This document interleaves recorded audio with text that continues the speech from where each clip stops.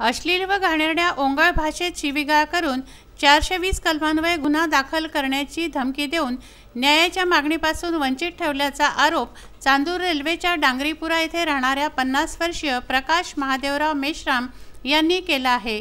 या संदर्भात त्यांनी ग्रामीण पोलीस अधीक्षकांना निवेदन दिलं।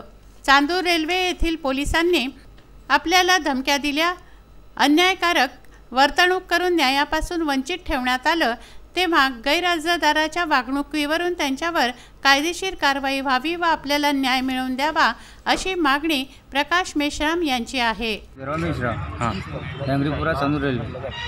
काय विषय होता? विषय 30 तारखेला 30/8ला माझा मुलगा मर्डर झाला माझ्या मुलाचा।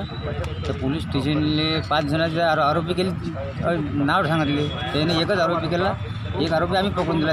3 आरोपी अजून पण त्याने अटक केली नाही। आम्ही विचारायला गेलो त्याला, तर थेमने पाव द्यायची ते इंटिमेशन बेल झाली आहे, तर ते आम्ही बेल कॅन्सल झाल्याची आम्ही आरोपी अटक करत नाही।